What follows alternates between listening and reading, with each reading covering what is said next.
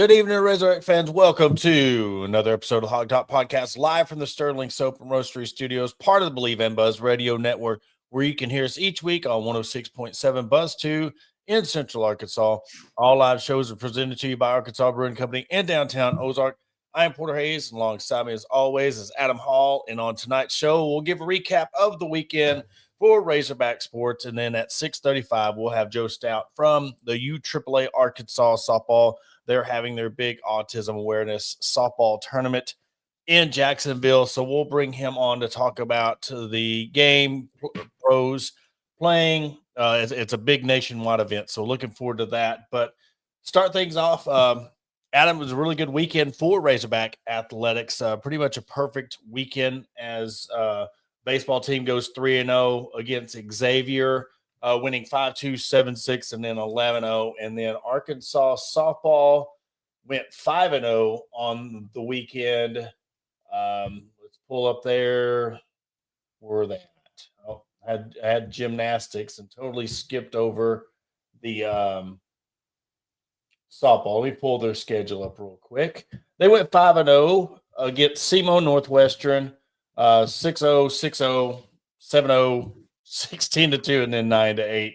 So pretty much dominant fashion. Again, Ramen Heron throwing a no-no this weekend. And we can't forget, before we jump into the basketball, Morgan Price, Arkansas Gymnastics, recorded her second career perfect 10, first ever perfect 10 for Arkansas Gymnastics on the vault. So congratulations to her. But we'll start off with the basketball team getting bounce back win 94-86 over Missouri. You really wanted to expect, and we'll kind of get into the whole, is this team running out of gas? Because, you see Billy Richmond getting cramped up.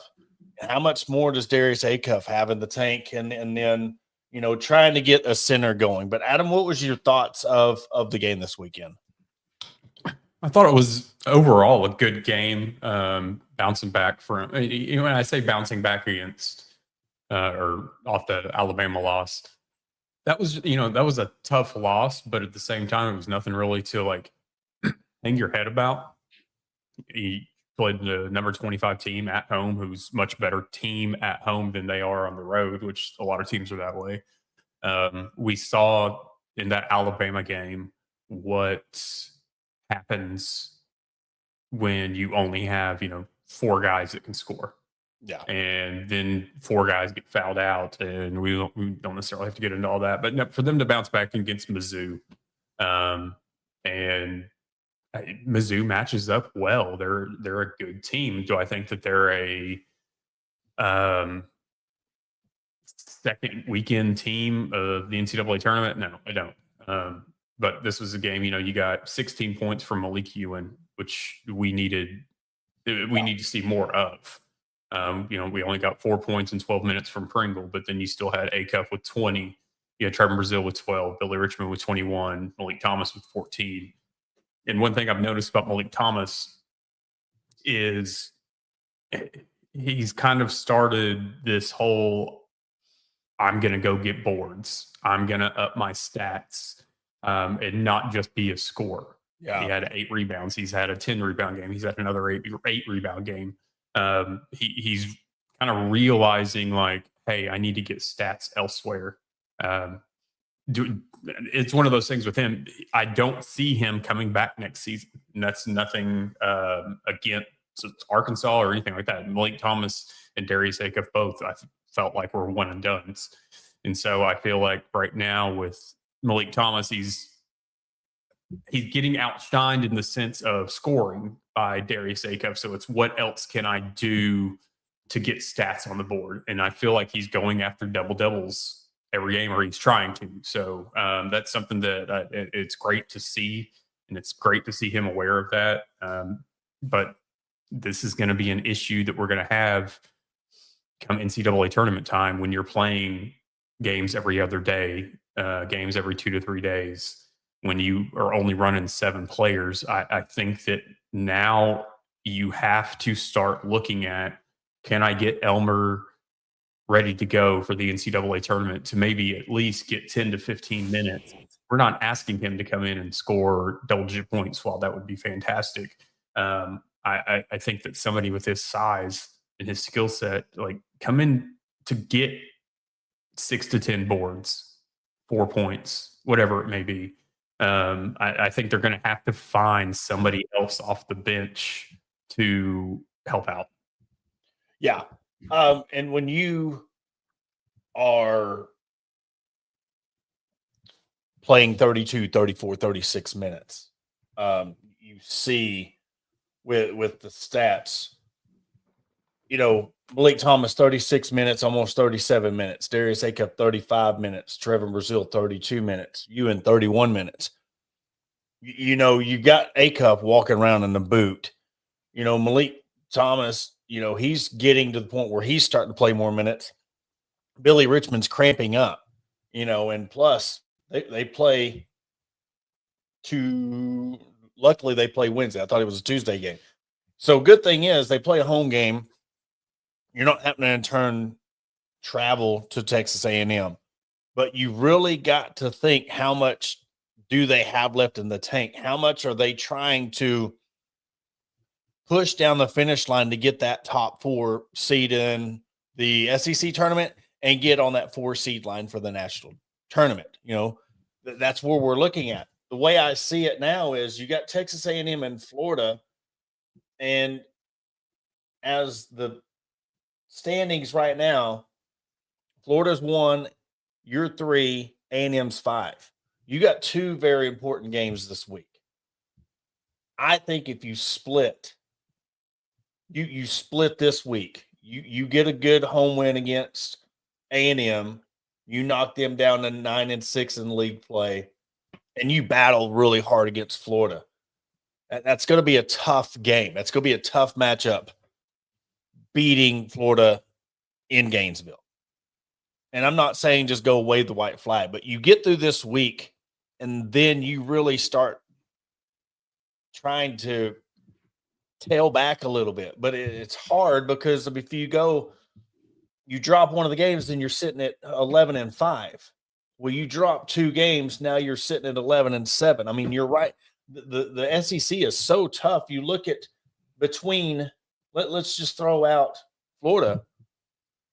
You go from Alabama to Georgia, you're looking at 3 games that separates them. Mm-hmm.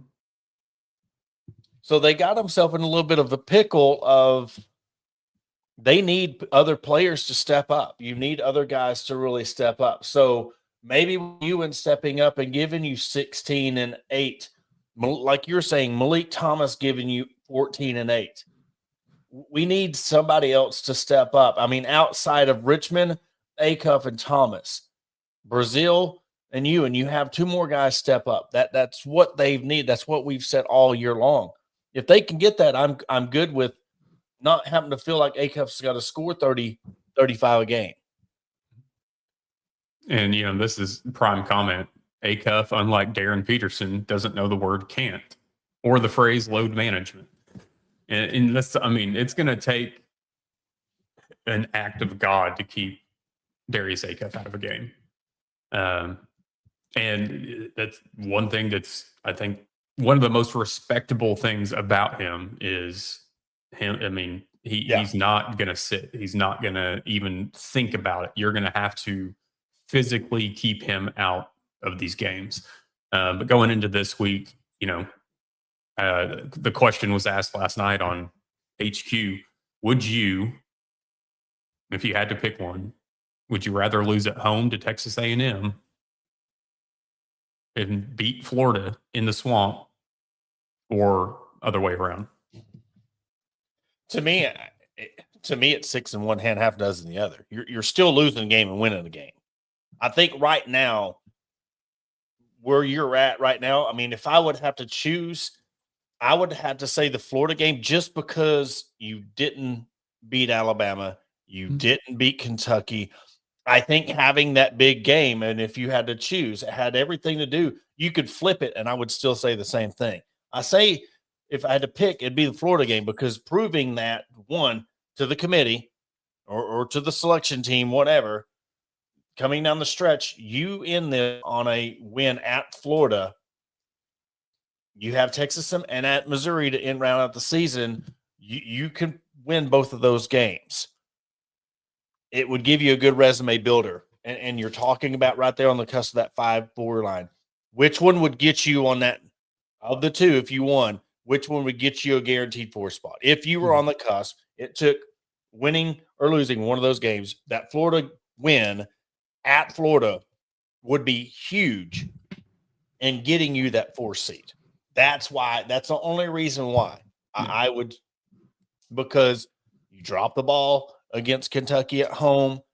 You played Alabama to the wire, double overtime, didn't win that one. I think this would be a good boost for your confidence, knowing, because once you get, if we're saying this is a Sweet 16 team, you need to prove late in the season you could beat a Sweet 16 type, Elite 8 type team, and you haven't done that. Mm-hmm. And looking at the Texas A&M game, we look at these stat comparisons sometimes, and I mean, Texas A&M's leading scorer is only 14 points a game, but they're averaging 88.9 points a game, where Arkansas's averaging 89.9. Yeah. So they're really close because they're both giving up 78 points a game. I think this is something, though, with Texas A&M having the edge, rebounding and assists, and with the steals. I mean, Texas A&M is going to try to bring some defensive prowess to Bud Walton Arena, even though they're still giving up almost 80 points a game. I think that this is a game. Y'all know how I feel about 8:00 start times, especially on a Wednesday night.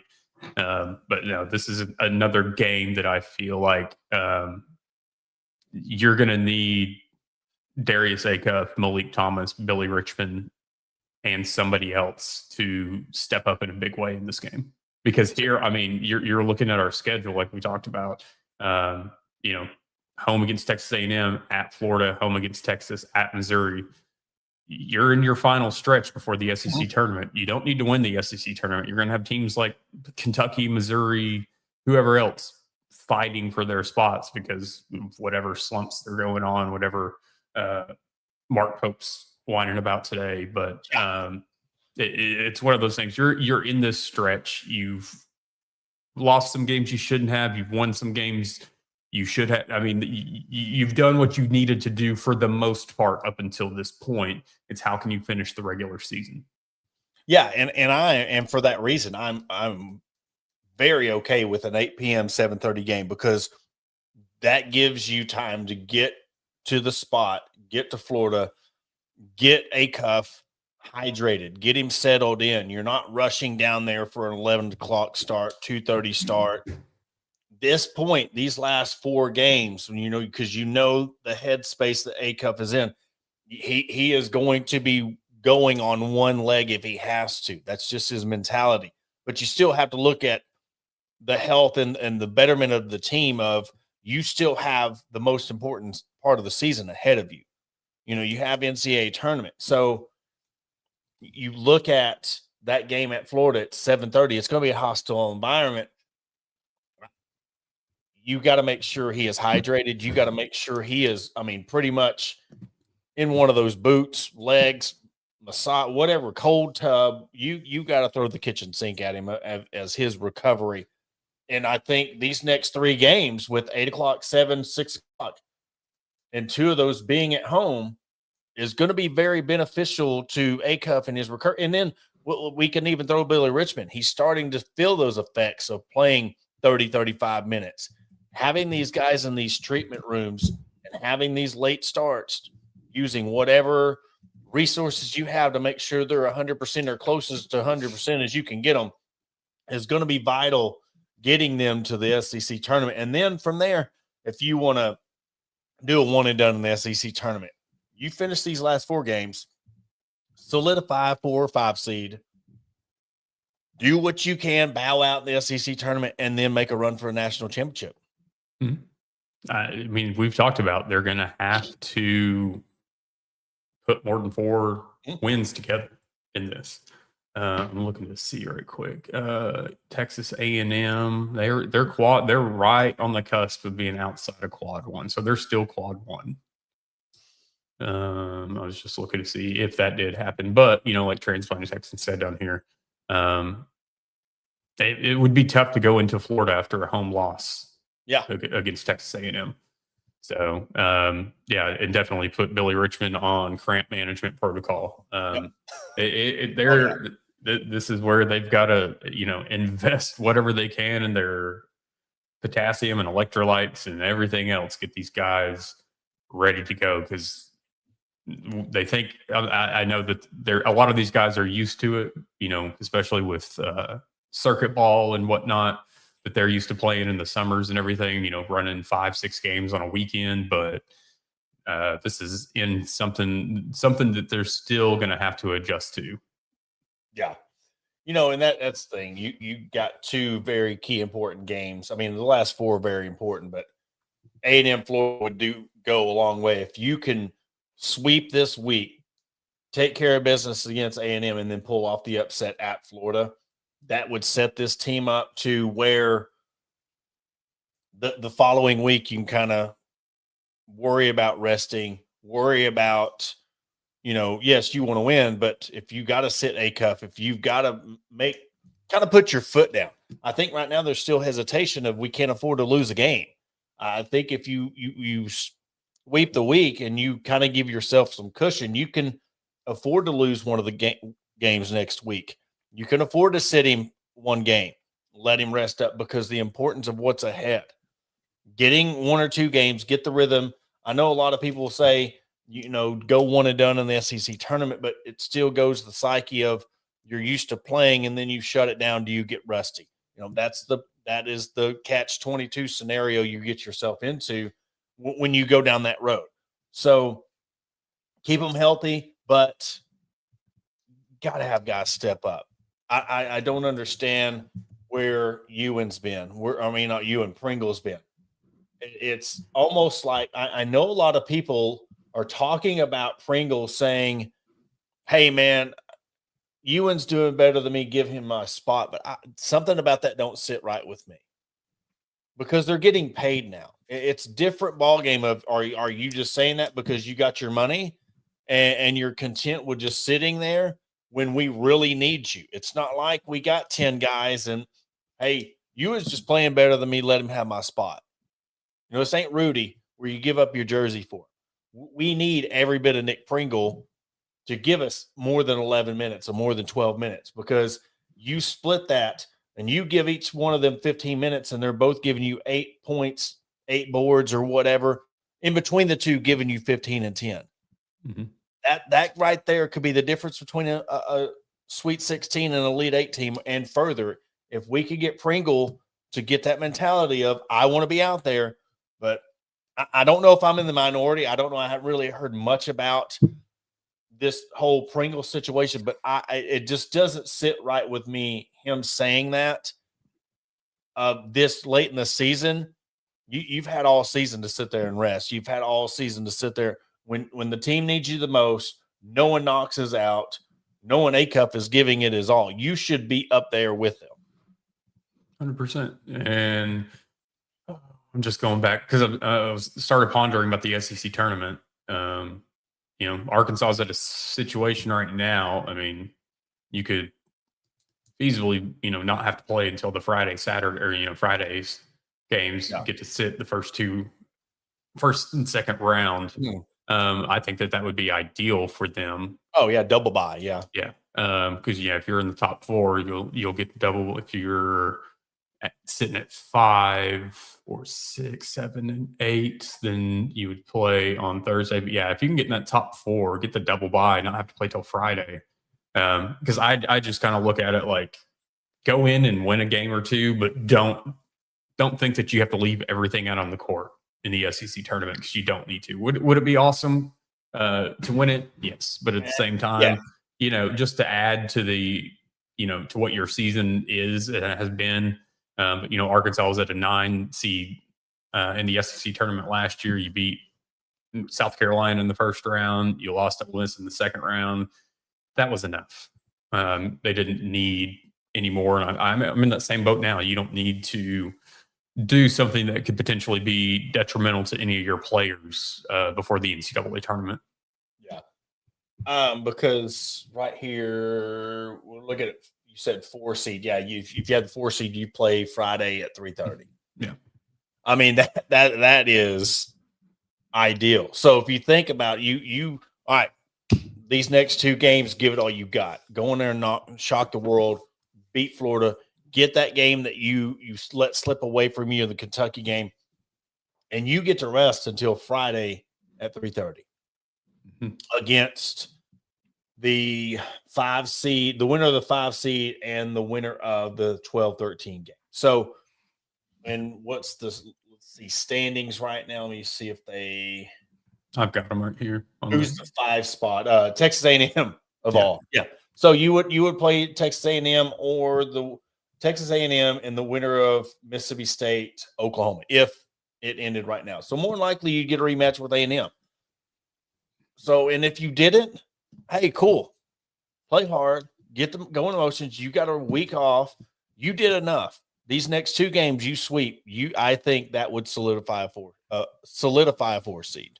Oh yeah. Yeah. So just a reminder, Arkansas versus Texas A&M, 8:00 ESPN2, and then Saturday at Florida, 7:30 ESPN. And can't get College Game Day to Fayetteville, but they will be in Gainesville.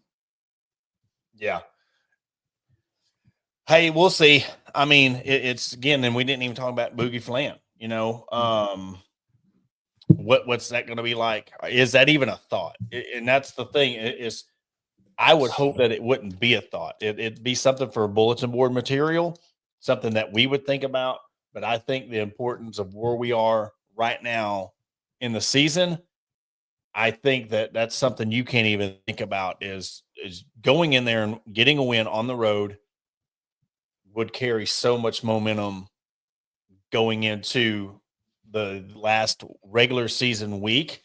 That way you can celebrate a senior night. You can go in there and, have, Missouri on the road, and then you got SEC tournament. So, Oh yeah. And, shout out to Darius Acuff and the SEC for finally giving him player of the week. Yeah. Not just freshman. Yeah. So it's about damn time. And it's funny because it's funny how they do that. And then everybody's like, why didn't he get freshman of the week? I mean, I'd much rather have player of the week than freshman of the week. At this point, give them both. Yeah. But we'll see. We'll see who they give player of the year to. We know he's going to probably get freshman of the year, but also the fact that the likes of FanDuel, the likes of these people that aren't even giving him a mention national. I mean, outside of, Perkins and some of the guys at the SEC Network and ESPN, I think they are totally leaving him off, and it's giving him motivation because I guarantee you that's what he's seeing. He's like, all right, you're going to put the part-time guy, the PTO guy that has FMLA and taking off every other game above me. I'll show you what I can do. And that's what he's been doing the last 3-4 weeks. And the game will probably start on ESPN News because I believe the Tennessee there's a game that starts at 5 or 5:30 before on ESPN. So it never fails that Arkansas will either not start on time or start on another channel. Well, we're going to take a quick commercial break. After the break, we'll bring on Joe Stoute of USSSA Arkansas to talk about the big autism awareness tournament going on in Jacksonville. We'll catch you right after the break. Searching for premium grooming products that will take your daily routine to the next level? Look no further than Sterling Soap Company. Our handmade soaps, aftershaves, and balms are made with only the finest ingredients that give you the ultimate grooming experience. With a variety of scents to choose from, there's something for everyone. Plus, our products are crafted in small batches to ensure the highest level of quality. So why wait? Visit www.sterlingsoap.com or visit our retail store at 16 West Walnut Street in Paris, Arkansas.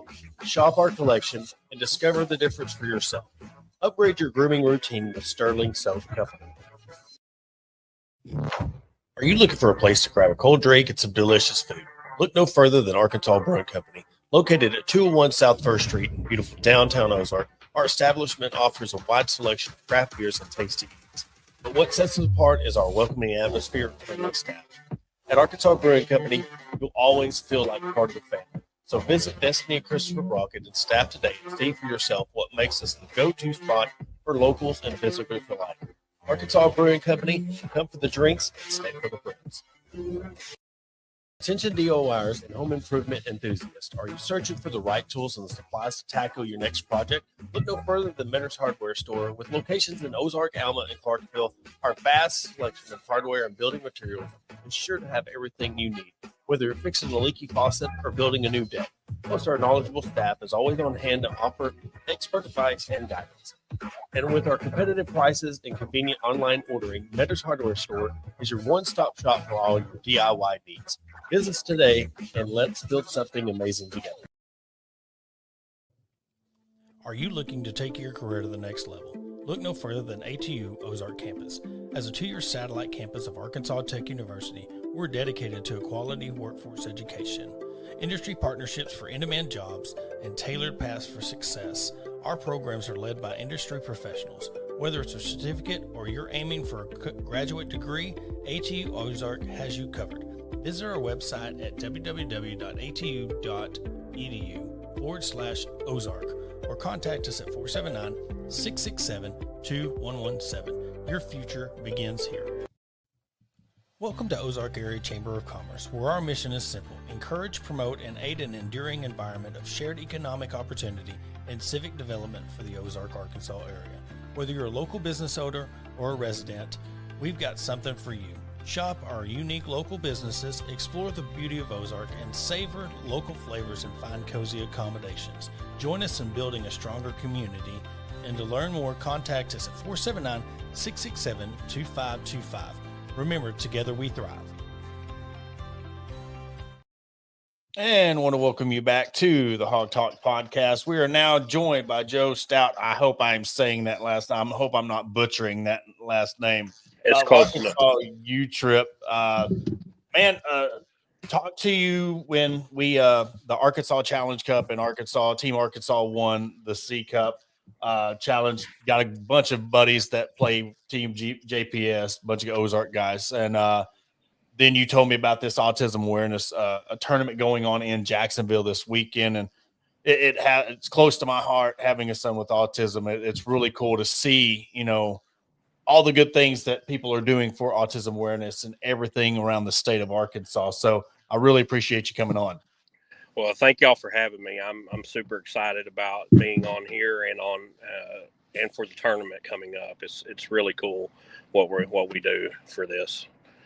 So talk about, the start, what started, what was, how did you get this even going? And then did you ever see this being what it is today? Because this is pretty much a national event with pros, men's and women's pros from all around the country coming to Arkansas and playing.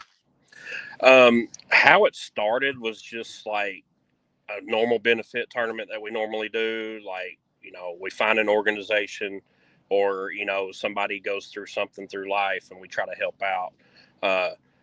We have a local organization called Pathfinder Inc. And,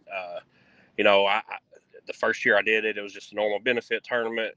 Donated money, told them thank you for allowing us to do this. And then Cindy Roach with Pathfinder invited me on a tour of their facility. And my family's never really been affected by it much. And I've, would drive by it every day, not even understand what they really did.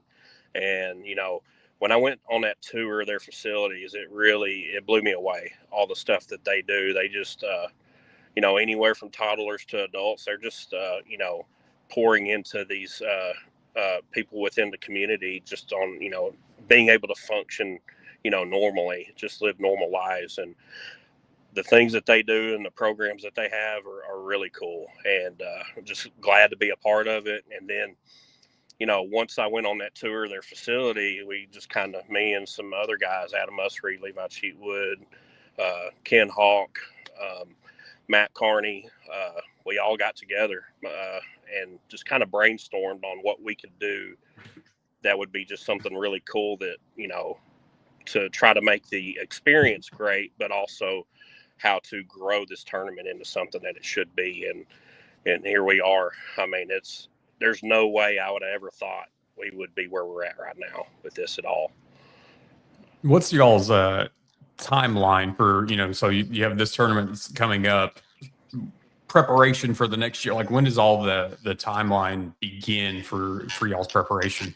It starts the day after the tournament. There's just so much that goes into it. We have 13 bat manufacturers, Easton, Mike and Worth, DeMarini, Louisville. There's a bunch of them that are all involved. And then all of their pros that, have the signature model bats and stuff, like, Tyler Irvine and Flip Washington and Austin Dahl, like all the guys that have their names on the bats, they're at this event. So the logistics of everything literally takes all year. Yeah.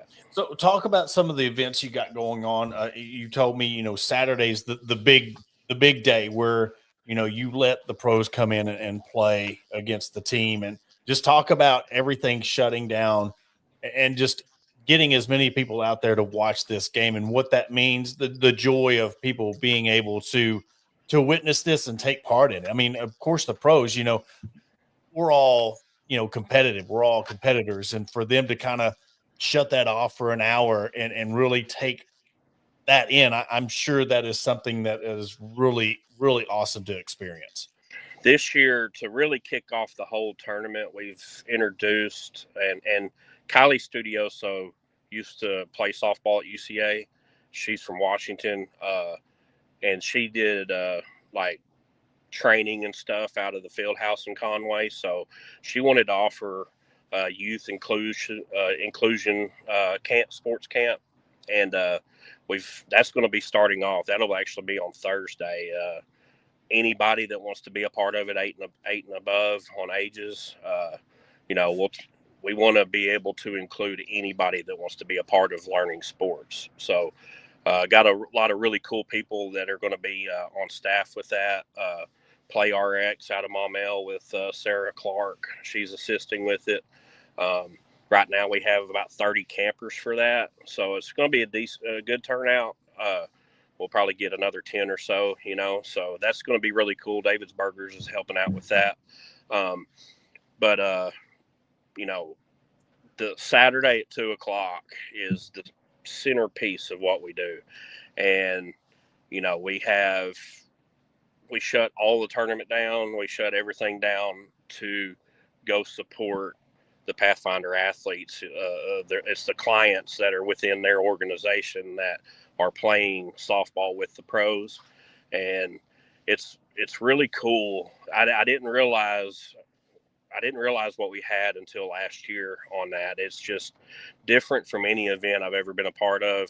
Been in softball for 25 years, and it's just something that I've never seen before. And the way that the pros approach this, the way that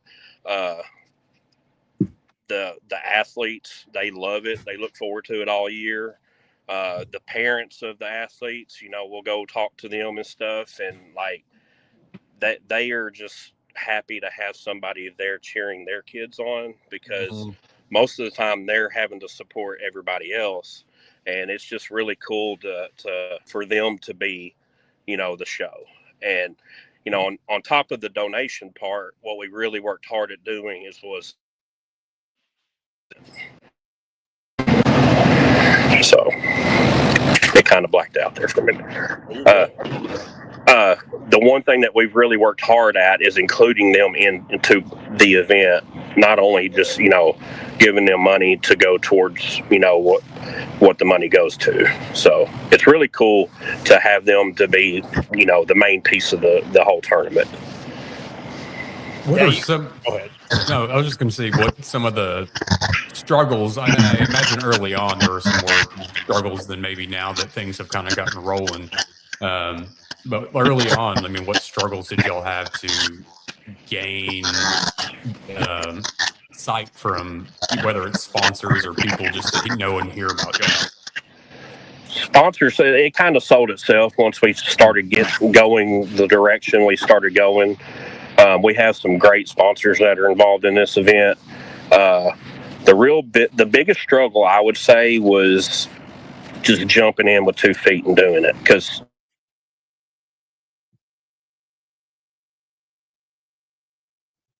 having some technical difficulties right now with Joe.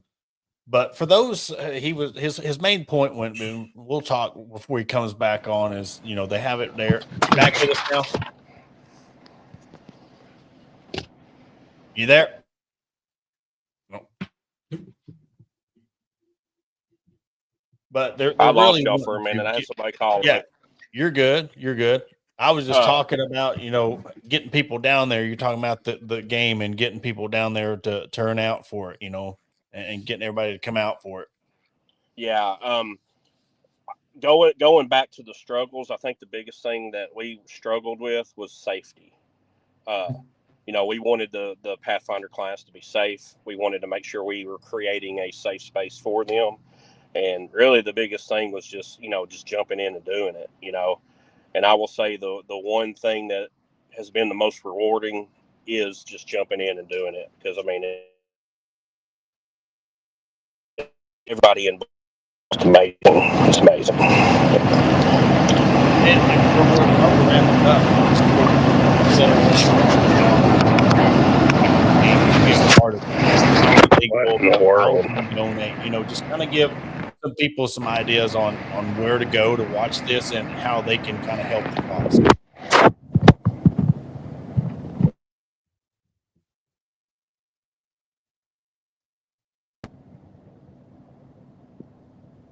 Can you You hear there? me?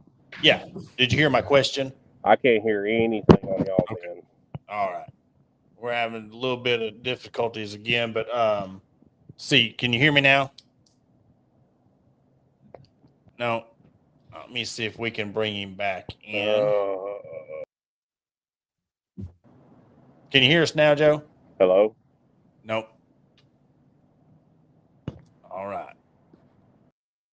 But we'll bring him back on and see. You know, I know this weekend, he said Thursday is the start. Saturday at 2:00 in Jacksonville is where the tournament will be. I'll post a graphic of where to show up, but at 2:00 on Saturday is when they are going to have this game.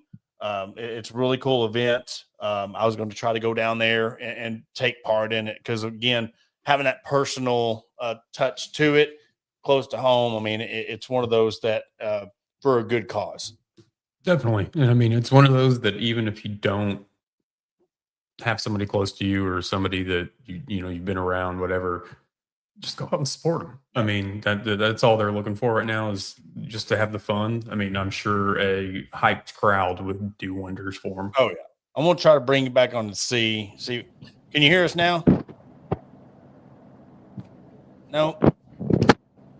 Well, if you can hear us, Joe, hey, we really appreciate you coming on. We're going to get everybody to come down there Saturday to support, and we'll definitely have you on again to go over the tournament. But I really, again, appreciate you coming on. Yeah, again, it's one of those things I hate that, technical difficulties happen and, really wanting to. But if you're in the Central Arkansas area, and you're close by there in Jacksonville, please go down there and support and show up and show out. It would mean a lot to the kids. I know as a parent, it's really cool when, my son gets to do something special or, when he gets to run the football, score a touchdown, and how much it means. So all the parents that have kids that are down there and watching them do something that not everybody would think that they would ever get a chance to take part in, and having it be about them and the parents, being able to have joy in watching their kids go out there and have fun. It's one of those deals that it means a lot to people. And just, again, the support goes a long ways, and it means more to the parents more than you'll ever know. Coming from a personal aspect, it really does, mean a lot. Mm-hmm. And, we're supposed to get out of this little cold snap for the rest of the week, so the weather should be good for it. So get out of the house and go enjoy some sunshine. He said he's back. He said he got his other phone. Let's see. Let's give one more show. You there? Mean a lot. Can you hear us now, Joe? This little cold snap for the rest of the week, so We the got a weather should delay. be good for it. So get out of the house and go enjoy some sunshine. All right. He said he's back. He said he got his other phone. Let's see. Can you hear me? Yes, we can hear you. Yes. There's a little delay, but I can hear you. All right. Just tell everybody where the tournament will take place and how they can come watch the games. We can hear you. Yes. There's a little delay, but I can hear you. Just tell everybody where the tournament will take place. The tournament will be at Jacksonville at Dupree Park. Starting at Friday night at 8 o'clock. We'll have home run derby at starting at 7 o'clock, and then the Pro Joe Derby. They'll be teaming up to compete at 10 o'clock at night on Friday night, and then we'll start back play Saturday at 8 a.m. and then we'll play through till 2 o'clock and shut everything down for the Pathfinder games, and then we'll just play back up at 4 o'clock, and we'll just finish the tournament after that. All right. Well, we thank you, Joe, again for coming on. And we'll play through till 2 o'clock. Again, we apologize for that. We really wanted to get that down there at Dupree Park. So if you can, again, show up, show out for the players. Again, it will mean a lot. The pros are going to be there. If you're into softball, go down there and grab you some bats. You go down there and pick up with a team. I know there's people all over the state wanting to go play in this tournament. There's pros from all over the country going to be there. So it's going to be a great time this weekend down in Jacksonville. Definitely. I mean, like we said, get out of the house, go support some people that, want to see what it's like, to have the crowd behind them. Yeah. Adam, you got anything before we wrap it up? I do not. All right. Well, hey, we appreciate everybody for tuning in. Appreciate Joe for coming on to spread the awareness of the Autism Awareness Tournament. Again, Arkansas USSSA doing a big thing, just starting a benefit tournament that's turned into one of the top premier slow pitch softball tournaments in the country. So thank you, Joe. Thank you for all of our fans. Thank you for all of our sponsors.